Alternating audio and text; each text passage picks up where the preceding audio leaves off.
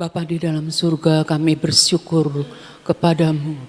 Engkau Tuhan di atas segala Tuhan. Kami bersyukur untuk putramu Tuhan Yesus Kristus yang Engkau berikan kepada kami Tuhan. Tuhan Yesus, Engkau yang datang dari atas, mengatasi segalanya, mengatasi segala sesuatu, mengatasi bumi ini. Hanya Engkau yang layak ditinggikan, hanya Engkau yang layak dimuliakan, diberi hormat, kebanggaan. Hanya Engkau Tuhan, satu-satunya Tuhan.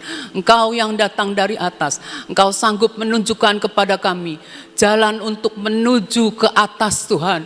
Dan kami bersyukur kepadamu, Engkau tidak meninggalkan kami seorang diri, tapi Engkau memberikan Roh Kudus-Mu Tuhan, untuk memberi kami pengajaran, untuk memberi kami penghiburan, memberi kami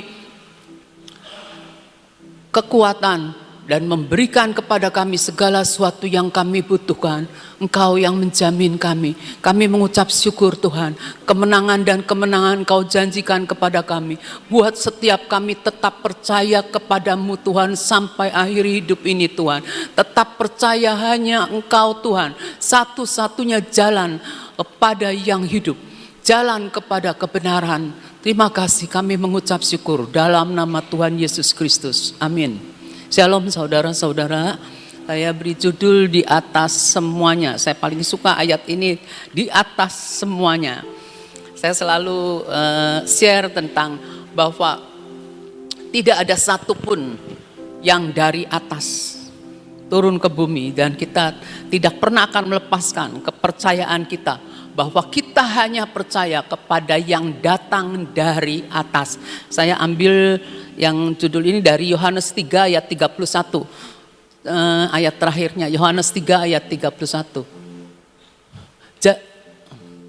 Yohanes 3. Siapa yang datang dari atas adalah di atas semuanya. Kita tahu, nabi apapun,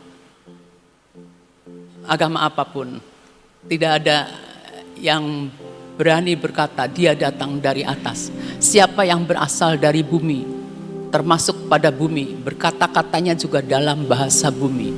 Siapa yang datang dari surga, Tuhan kita Yesus Kristus, yang sudah bangkit, yang naik ke surga, adalah di atas semuanya. Ingat, hanya Tuhan Yesus di atas semuanya. Itu harus kita pegang. Karena kita tahu perjalanan Yesus, perjalanan hidup Yesus di bumi ini berakhir dengan kenaikannya di surga. Kita tahu Yesus mati buat kita. Darahnya tercurah untuk pengampunan dosa kita.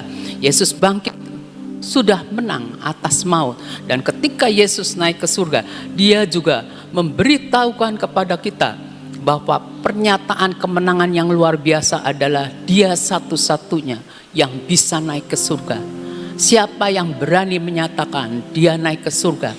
Semua tidak ada saksinya, tapi Yesus selalu ada saksi-saksinya.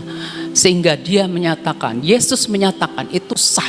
Kesaksian 2-3 orang adalah sah. Kalau ada orang yang mengatakan bahwa dia naik ke surga, dia naik ke atas, saksinya siapa? Kita harus tahu bahwa Tuhan Yesus naik ke surga itu mempunyai tujuan. Nah, kita tahu kita hidup di dunia ini, tentunya kita ini hidup, dalam hidup ini kita ada peperangan. Kalau kita tahu hidup ini adalah peperangan, kita harus berdoa sungguh-sungguh untuk kita mempersiapkan diri di dalam peperangan. Peperangan itu setiap hari kita temui saudara-saudara. Kalau dalam doa perang, kita itu harus menang lebih dulu di ruang doa, bukan pada waktu kita bertindak, bukan pada waktu kita doling. Jadi hidup untuk dalam peperangan itu setiap hari kita harus berdoa. Doa itu nafas orang beriman ya. Nah, Tuhan Yesus naik ke surga, duduk, kita tahu duduk di tahtanya Tuhan, di sebelah kanan Tuhan. Itu untuk mendirikan kerajaan surga. Bukan kerajaan yang di bumi seperti murid-muridnya bertanya kapan ada pemulihan untuk Israel gitu ya. Bukan juga soal makan dan minum, bukan. Karena Kalau namanya kerajaan surga, kerajaan Allah adalah kita tahu soal kebenaran, damai sejahtera dan sukacita oleh Roh Kudus. Jadi kalau kita bicara soal kerajaan Allah, kita tahu itu ada soal kebenaran, damai sejahtera dan sukacita oleh Roh Kudus. Itu ada di kitab Roma ya. Saya nggak sharekan. Kebenaran, kalau kita hidup dalam kebenaran, itu bisa dibuktikan dengan apakah tumbuh damai sejahtera dan sukacita dalam hidup kita. Karena firman Tuhan berkata, di mana ada kebenaran, di situ akan tumbuh damai sejahtera dan sukacita. Kalau kita seperti lagu tadi, Yesus ditinggikannya, kita harus bisa menempatkan, belajar senantiasa menempatkan Yesus setinggi-tingginya, meninggikan Yesus yang adalah kebenaran. Karena kalau kita meninggikan Yesus, kita tahu bahwa maka banyak jiwa-jiwa akan datang kepada Yesus kalau kita tinggikan Yesus. Dan kalau kita tinggikan Yesus, kita menjadikan Yesus Tuhan di atas segala Tuhan, kita menjadikan Yesus Raja di atas segala Raja, Dia yang berdaulat, maka kita pun akan mengalami kemerdekaan dan kemenangan. Yohanes 8 ayat 36.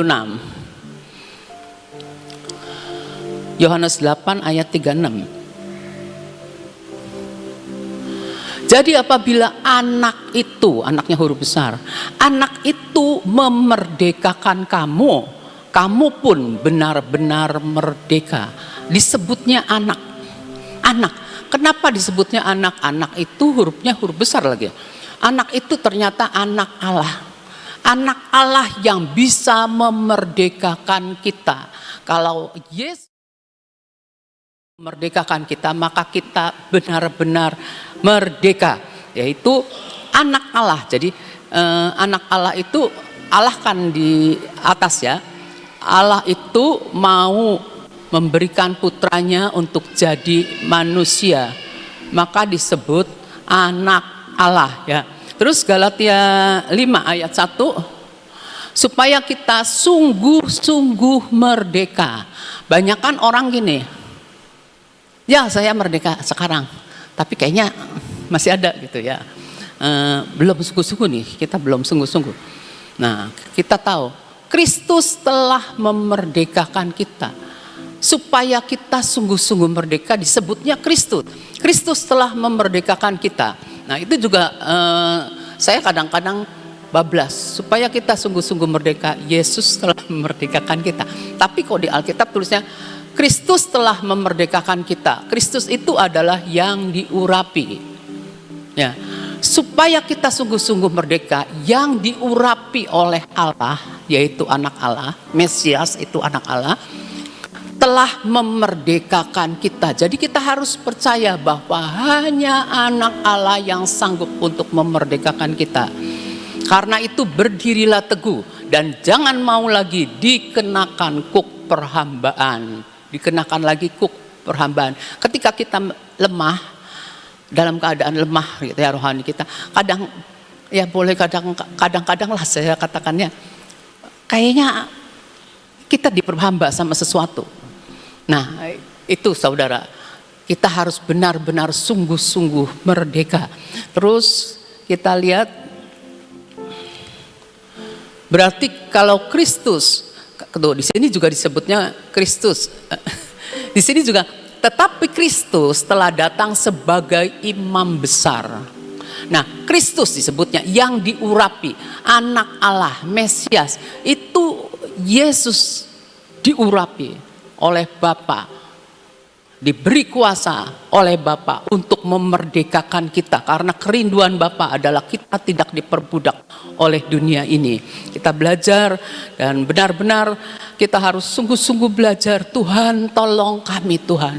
Kalau Yesus Kristus Tuhan kami, Engkau urapi dengan otoritas, dengan kuasa, Engkau juga limpahkan kepada kami. Bagaimana caranya kita menerimanya ya?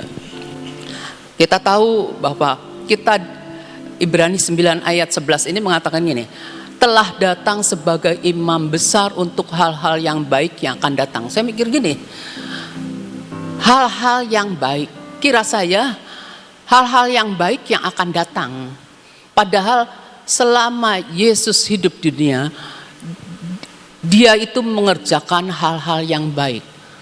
Tetapi Yesus telah datang, Kristus telah datang sebagai imam besar untuk hal-hal yang akan datang juga.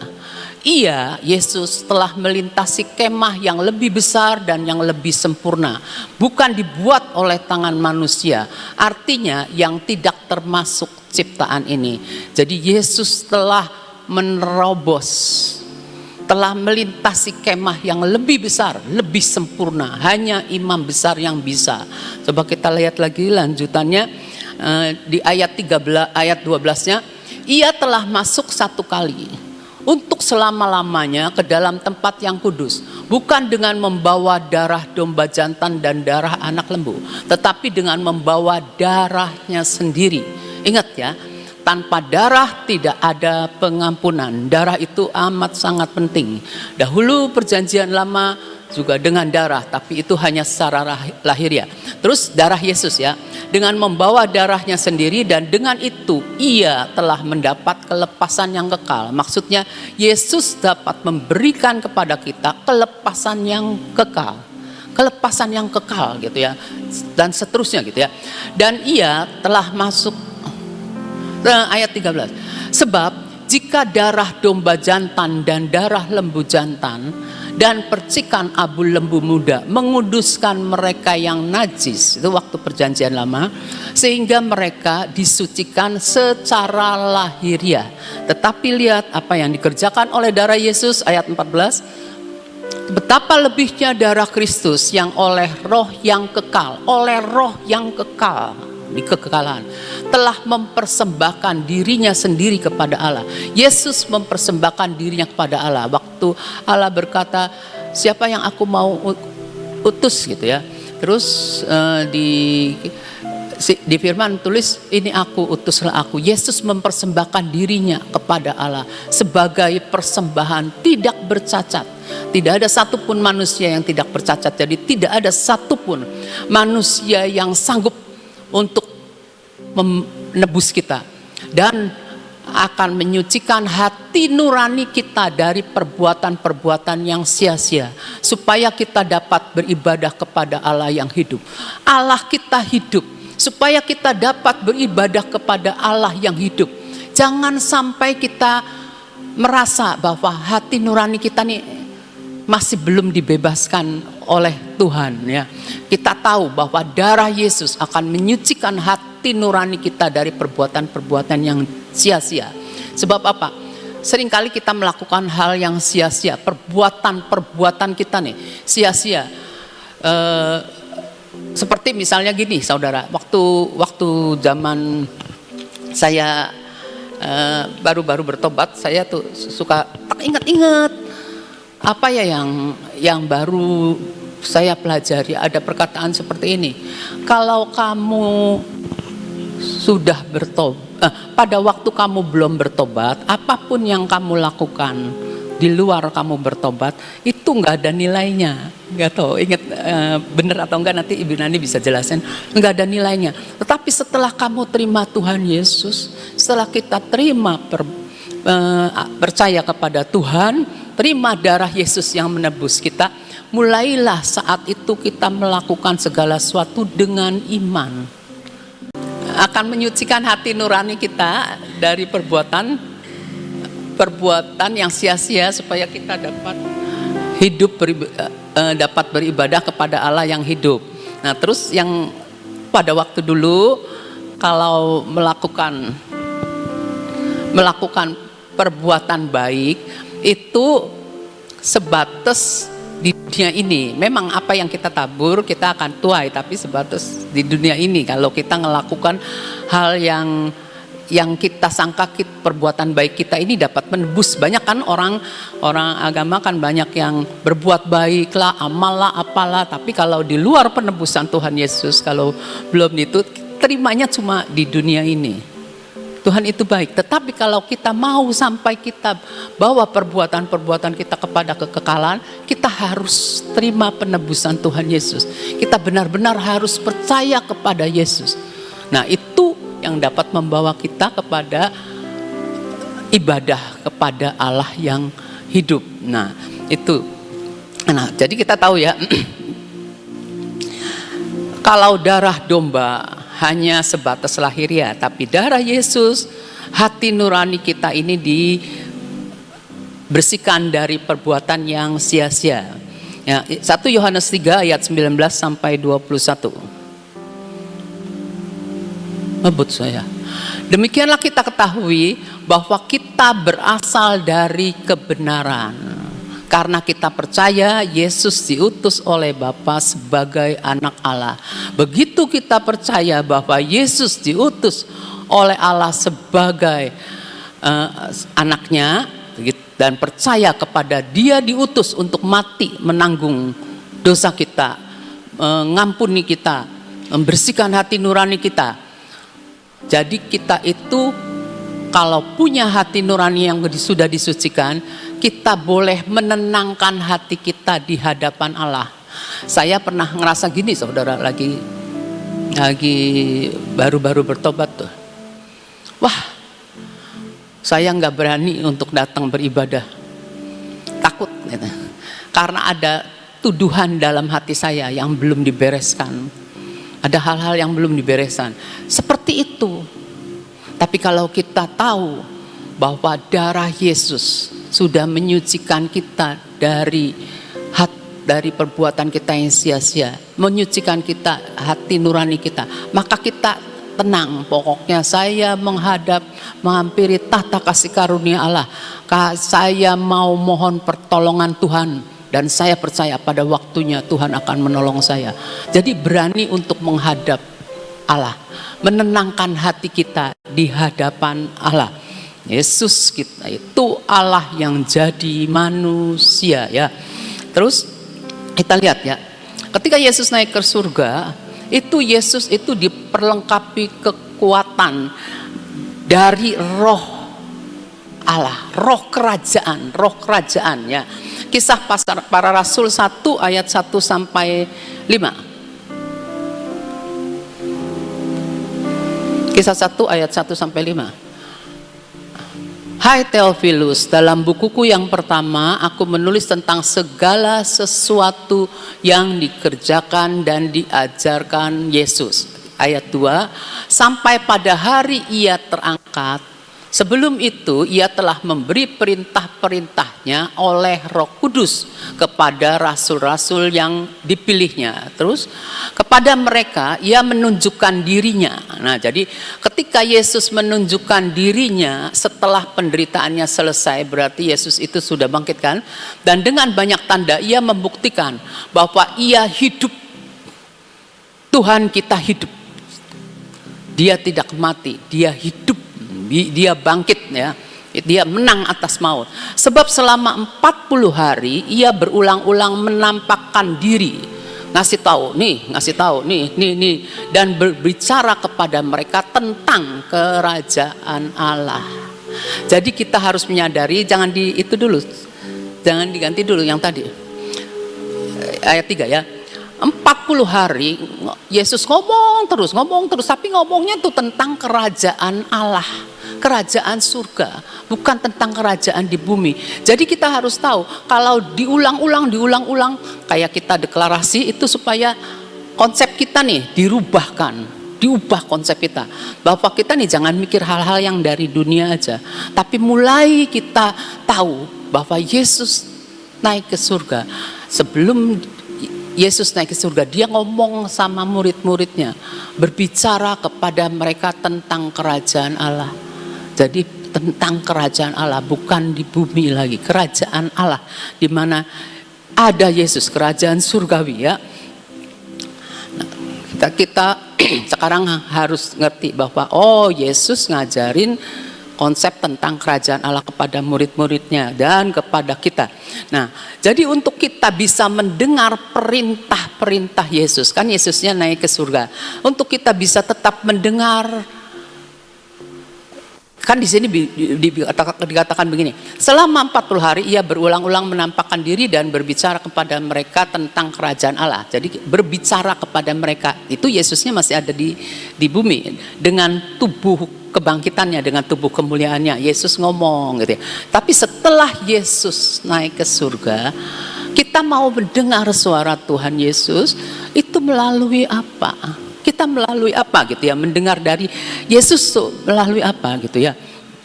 Nah, untuk itu kita untuk bisa mendengar perintah-perintah Tuhan Yesus, supaya kita bisa mendengar dari Roh Kudus, kita harus mengalami baptisan Roh Kudus. Kita harus dibaptis Roh Kudus supaya roh kitanya penuh. Memang pada waktu kita terima Tuhan Yesus dibaptis dengan Roh Kudus, itu kita waktu itu cuma sekedar percaya. Tapi Tuhan mau kita ini berbuah. Kalau Tuhan mau kita berbuah, itu kita nih perlu ditenggelamkan dengan kuasa Allah, dengan kuasa Roh Kudus. Seperti Yohanes 15 ayat 4 ngomong begini. Tinggallah di dalam aku dan aku di dalam kamu, sama seperti ranting tidak dapat berbuah dari dirinya sendiri. Ibu Selvi, seringkali orang AOC ngomongin ini, kalau ia tidak tinggal pada pokok anggur, kita harus tinggal dalam pokok anggur. Demikian juga kamu tidak berbuah jika kamu tidak tinggal di dalam aku. Jadi kita harus tinggal di dalam Yesus dan Yesus tinggal di dalam kita. Yesus tinggal dalam kita, tapi Yesus baru tinggal di dalam kita ketika kita percaya. Tapi kita mau supaya kita ditenggelamkan oleh Roh Kudus, supaya kita tinggal di dalam Yesus. Kan kalau Yesus di dalam kita, nah kalau ini Roh Kudus, misalnya ini Roh Kudus penuh ke kita, maka kita tinggal di dalam Yesus, maka kita berbuah. Kita tidak dapat berbuah dari diri kita sendiri, tapi kita harus berbuah seperti yang Tuhan mau, yaitu kalau kita dipenuhi oleh Roh Kudus ya. Yesus naik ke surga ya. Begitu Yesus naik ke surga tinggi, dia mencurahkan Roh Kudusnya. Dicurahkan. Kalau baptisan Roh Kudus juga ada perumpamaan di bawah air terjun deras gitu tuh. Jadi kita nih tetap di bawah gitu. Jadi benar-benar kita nih ditenggelamkan ya, basah benar-benar ya. Yesus naik ke surga. Kita diberi kekuatan untuk menjadi saksi Tuhan. Kita diberi kekuatan. Begitu kita terima Tuhan Yesus, begitu kita dibaptis Roh Kudus, kita bersaksi tentang kebaikan Yesus. Bersaksi tentang segala sesuatu yang kita percayai yang berkaitan dengan Yesus, supaya banyak orang boleh dimenangkan. Kisah Para Rasul 1 ayat 6 sampai 8.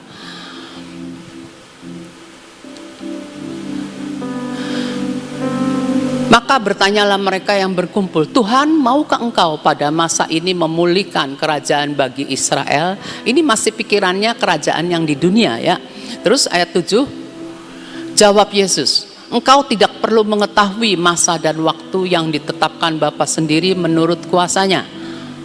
Tetapi kamu akan terima kuasa. Kita pada waktu percaya, kita diberi kuasa sebagai anak Allah. Itu baru diberi kuasa. Nah, tapi kamu akan terima kuasa kalau Roh Kudus turun ke atas kamu. Kamu akan menjadi saksiku di Yerusalem, di seluruh Yudea, Samaria, sampai ke ujung bumi. Itu dikatakan seperti itu ya, Kisah Para Rasul 1 ayat 6 sampai 8. Nah, kalau kita ini harus mengeluarkan sesuatu sebagai saksi Tuhan. Kalau kita ngomongnya gimana ya? Kalau kita jadi saksi Tuhan, kita ngomong nih gini, berarti kita akan mengatakan banyak hal tentang Tuhan gitu ya. Udah itu seperti menyatakan firman atau apa ya. Kemudian kita datang ke Tuhan, Tuhan penuhi kita lagi. kita bersaksi, melayani lagi, melayani, Tuhan nanti ngecas kita lagi. Jadi kita terus-menerus punya kontak dengan Tuhan melalui Roh Kudusnya. Kita lihat Kisah 2 ayat 32 sampai 33.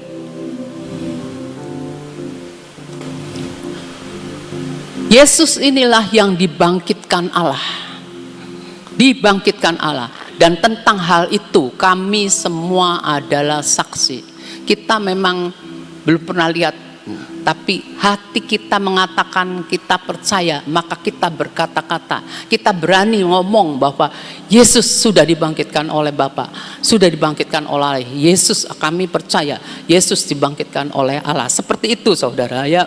Dari itu saudara bersaksi ya.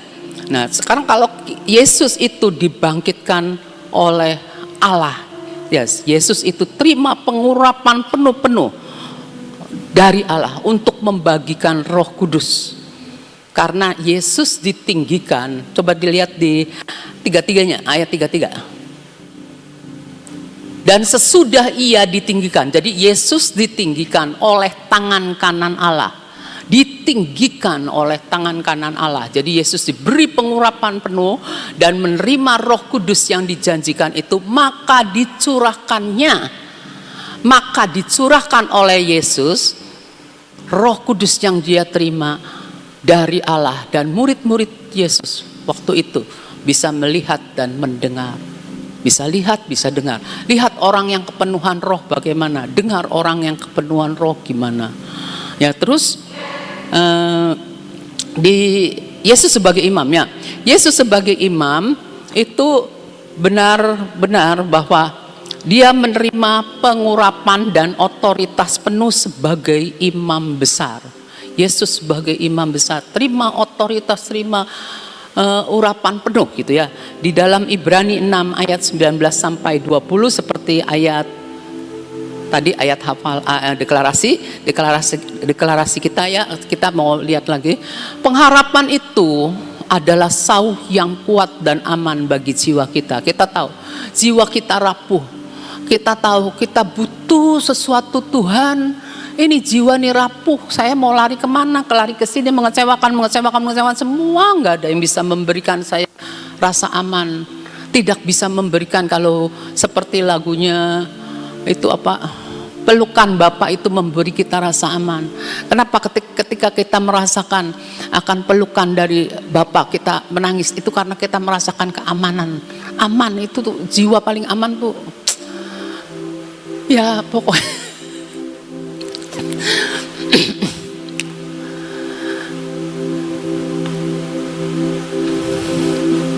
Kita merindukan bahwa jiwa kita sehat, jiwa kita aman. Nah itu pengharapan itu adalah sauh yang kuat dan aman bagi jiwa kita yang telah dilabuhkan sampai di belakang tabir. Yesus adalah pengharapan kita. Dia adalah sauh yang kuat dan aman bagi jiwa kita. Kita nih, pengharapan kita nih ditaruh kepada Yesus, batu karang kita. Kalau di laut apa ya? Jangkar kan diturunkan terus nyangkol ke batu. Ke batu karang itu Tuhan Yesus dilabuhkan ya. Tapi dilabuhkannya di sini pengharapan itu adalah sauh yang kuat. Jadi kita harus punya pengharapan yang kuat dalam Yesus ya. Aman kalau kita punya pengharapan itu. Dilabuhkan sampai ke belakang tabir. Dilabuhkan sampai kemana? Ke belakang tabir, sampai Yesus sudah merobek. Bukan Yesus ya. Yesus ketika Yesus mati, tirai bait Allah itu terobek dari atas sampai ke bawah. Jadi kita awam itu bisa melihat yang di dalam. Jadi kita ini punya pengharapan yang bisa dibawa sampai kita ke surga. Kalau saya bilang sih, kalau saya bilang itu sampai ke surga ya, kita sampai ke surga. Pengharapan kita ini untuk kita bisa dibawa sampai ke surga ya. Nah, itu Yesus itu imam besar. Imam besar seperti apa? Seperti Mazmur 133 ngomong, urapan itu jatuh dari di kepala sampai ke leher, sampai ke janggut, leher dan jubahnya turun. Berkat Tuhan itu turunnya seperti itu, seperti Mazmur 133. Nah, kita lihat ayat terakhir, Roma 15 ayat 13. Semoga Allah sumber pengharapan, jangan mengharapkan apa-apa lagi selain kita berharap kepada Allah yang di atas segala sesuatu. Karena kalau di atas mengatasi segala sesuatu itu berarti luar biasa ya. Semoga Allah sumber pengharapan memenuhi kamu dengan segala sukacita, damai sejahtera dalam iman kamu, supaya oleh kekuatan Roh Kudus, kita terima kekuatan Roh Kudus, kita berlimpah-limpah dalam pengharapan. Harus limpah pengharapan kita. Kadang-kadang kita menghadapi persoalan tuh setengah putus asa. Aduh, kayaknya kalau ini enaknya, kayaknya ya jujur saya ngomong, saya kadang-kadang ingat si A, ingat si B udah enak gitu tuh. Kalau ingat gitu tuh, udah ingat. Tapi di tengah itu saya ingat masih ada tugas. Kita tidak boleh putus asa. Ada kekuatan Roh Kudus berlimpah-limpah. Tuhan berikan, Tuhan Yesus naik ke surga berikan kepada kita kekuatan untuk kita terus berlimpah-limpah dalam pengharapan. Itu saja yang saya bisa sharekan. Tuhan Yesus memberkati. Terima kasih. Saudara, hari ini kita memperingati Tuhan Yesus naik ke surga ya. Makanya libur, dan kita tahu bahwa kalau Tuhan tidak naik ke surga, itu kita nggak tahu bagaimana. Firman Tuhan katakan di dalam Yohanes 15 katakan ini, Yohanes 15, Yohanes 14 kata, aku pergi untuk menyediakan tempat bagi saudara dan saya. Ya. Jadi Yesus itu pergi naik ke surga itu punya satu tujuan, untuk menyediakan tempat buat saudara dan saya. Ya. Kalau seorang orang tua ya, kalau anaknya itu mau sekolah ke luar negeri misalnya, biasanya orang tua ini survei dulu, mungkin tidak ke sana, tapi survei dulu. Wis nggak usah keluar negeri lah. Kalau anak itu mau sekolah di luar kota, ya. Setiap orang tua yang mau nyekolahkan anak keluar kota, apa yang dilakukan? Ini orang tua pergi dulu ke kota itu, survei dulu, ya. Terus menyediakan in the cost buat anak itu. Ya, sudah disediakan. Jadi kalau anaknya itu nanti ke sana, itu sudah ada tempatnya. Terlebih Bapak yang di surga, ya. Dia ngirim anaknya datang ke dunia. Waktunya harus kembali ke Bapak. Waktu kembali ke Bapak, murid-muridnya merasakan dia tuh kehilangan pegangan. Yesus tahu bahwa murid-muridnya itu kehilangan pegangan.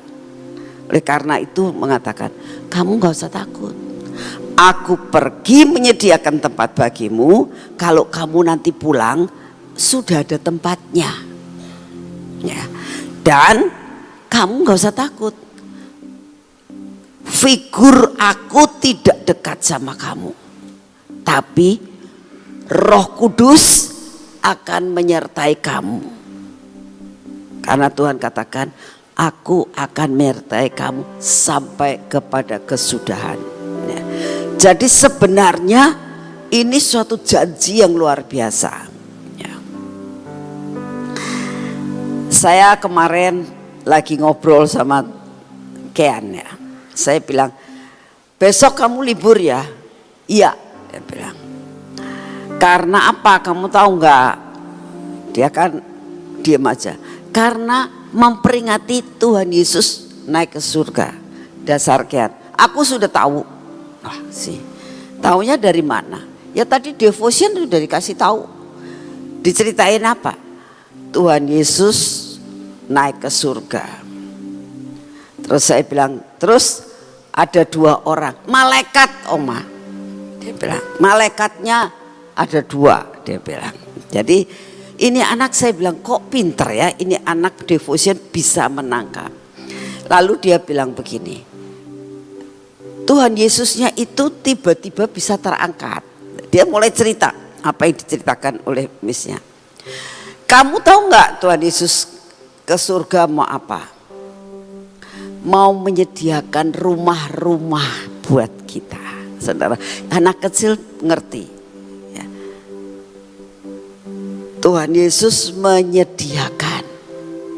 Jadi saya harap saudara yang sudah lama ikut Tuhan percaya penuh bahwa Yesus pergi itu menyediakan rumah-rumah buat saudara dan saya.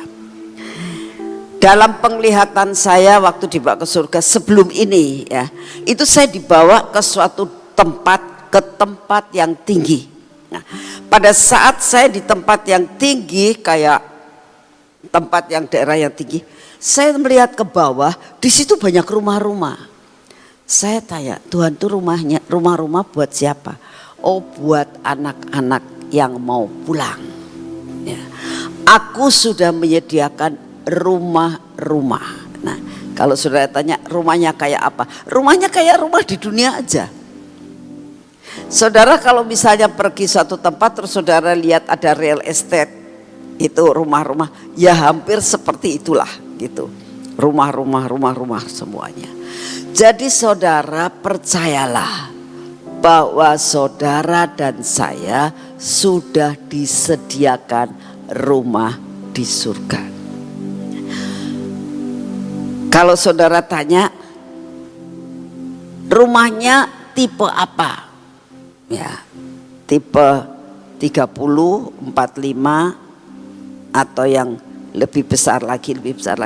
Tergantung dari pengikutan saudara kepada Tuhan. Kalau kita sungguh-sungguh menjadi pelaku firman, ya, kalau kita sungguh-sungguh menggenapkan semua destinimu, itu kita punya rumah yang lebih besar. Ya. Tapi kalau tidak, ya saudara, kalau hanya ya wis aku gini-gini aja, aku yang penting aku percaya Yesus. Saudara tahu, tinggalnya itu di barak. Saudara tahu barak? Barak itu kayak rumah gadang. Satu rumah buat rame-rame. Ya. Masuk surga? Iya, masuk surga. Tapi tinggalnya rame-rame. Enggak punya rumah sendiri-sendiri. Saya berdoa, ayo genapkan destinimu, panggilanmu, sampai mencapai apa yang menjadi rencana target dalam hidupmu. Nanti di surga saudara dan menikmati hasil daripada apa yang sudah saudara dan saya lakukan di dalam dunia ini. Saya berdoa saudara, jangan sia-siakan waktu. Jangan sia-siakan waktu, jangan sia-siakan kesempatan yang Tuhan berikan. Terus kejar destinimu, mencapai sesuatu yang luar biasa. Mari kita berdoa. Bapa, hari ini adalah hari memperingati Tuhan, bahwa Engkau balik kepada Bapa. Waktunya sudah selesai Engkau di dalam dunia ini. Selama 40 hari Engkau selalu menampakkan diri, menyatakan bahwa Engkau hidup. Oleh karena itu kami percaya dengan iman kami Tuhan, bahwa Engkau pernah lahir di dalam dunia. Engkau pernah melakukan semua mujizat. Dan Engkau pernah masuk ke dalam kesengsaraan sampai mati di atas kayu salib. Engkau pernah mati dan dikubur. Dan Engkau dibangkitkan Dan selama 40 hari Tuhan, Engkau selalu menampakkan diri kepada murid-murid, kepada semua orang, menyatakan bahwa Engkau hidup. Dan waktunya tiba, Engkau harus kembali kepada Bapa, duduk di sebelah kanan Bapa. Terima kasih Tuhan Yesus untuk semua karya-Mu yang luar biasa. Saat ini kami sedang menanti-nantikan juga untuk keturunan Roh Kudus. Biarlah Engkau Tuhan memberikan waktu buat kami. Penting dibaptis Roh Kudus, dipenuhi dengan Roh Kudus, untuk kami boleh menangkap semua dan semuanya. Terima kasih untuk kasih setia-Mu Bapa. Saat ini kami datang, Engkau siapkan kami dengan wadah yang besar untuk menanti-nantikan kepenuhan yang berasal daripada-Mu, masuk di dalam kedalaman yang lebih lagi untuk ketemu muka dengan Engkau. Terima kasih Bapak, terima kasih Tuhan Yesus, terima kasih Tuhan Roh Kudus. Pagi hari ini kami tetap mau berdoa buat bangsa dan negara kami ya Tuhan. Terutama di dalam persiapan menjelang pemilu. Kami hanya minta anugerah-Mu turun. Biarlah damai sejahtera-Mu turun atas bangsa dan negara kami. Tidak ada kerusuhan, tidak ada pertentangan, tidak ada ketegangan politik. Kami minta semua damai Tuhan, semua saling pengertian. Biarlah semua dapat dikendalikan. Kami tahu kendali itu berasal daripada-Mu, karena Engkau sudah mengalahkan dunia. Terima kasih untuk kasih setia-Mu. Kami juga berdoa untuk Bapak Presiden kami dan semua stafnya Tuhan, untuk dapat mengatur bangsa dan negara kami yang besar ini dengan penuh hikmat dan kebijaksanaan. Bapak, kami berdoa pada saat ini, tetap kami mau berdoa. Bapak, tolong akan bangsa dan negara kami. Pilihkan Tuhan presiden yang baik. Pilihkan Tuhan wakil presiden yang baik. Kau sendiri akan memilih dan mengangkat mereka untuk dapat memimpin bangsa ini. Terima kasih untuk kasih setia-Mu Bapak. Kami percaya Engkau mengasihi akan bangsa ini. Terima kasih Tuhan. Kami juga berdoa buat lawatan Tuhan. Lawatan terjadi di pulau-pulau, lawatan terjadi di 5 benua. Bapa, kami percaya rumah-Mu harus penuh. Terima kasih untuk kasih setia-Mu. Kami percaya Tuhan, tuaian dan lawatan akan kami lihat berbondong-bondong orang yang mau percaya dan dilawat oleh kuasa Roh Kudus. Terima kasih untuk kasih setia-Mu. Saat ini kami juga tetap mau berdoa buat cuaca Tuhan. Tidak henti-hentinya dan tidak bosan-bosannya setiap hari kami mau berdoa buat cuaca. Minta daripada-Mu ya Tuhan, cuaca yang baik untuk bangsa dan negara ini. Cuaca yang baik buat dunia ini Tuhan. Jikalau belum waktunya, maka Engkau akan mengatur segala-galanya. Terima kasih untuk semua dan semuanya ini. Dan saat ini Tuhan, kami terus meminta setiap hari daya tahan tubuh yang baru Tuhan berikan buat kami. Kami terima di dalam nama Tuhan Yesus. Daya tahan tubuh memasuki akan tubuh jasmani kami, mengusir semua yang tidak baik dalam hidup kami, dan memberikan kekuatan dan ketahanan buat tubuh jasmani kami. Terima kasih untuk kasih setia-Mu. Terima kasih Tuhan. Mari kita masuk dalam pengurapan.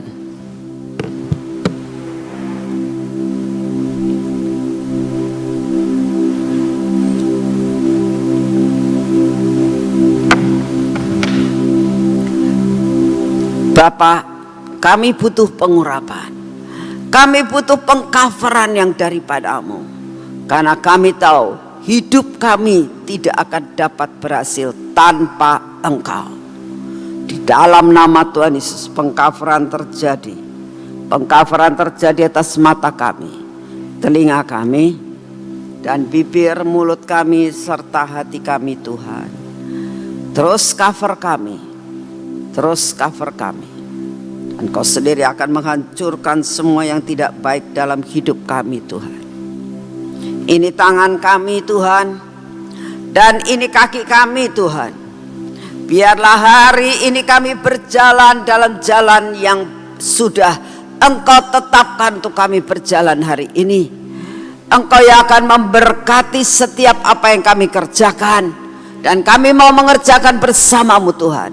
Siapkan hati kami, siapkan tangan kami untuk menerima berkat jatah kami hari ini. Terima kasih untuk kasih setiamu. Di dalam nama Tuhan Yesus. Amin. Selamat pagi, Tuhan memberkati saudara semuanya.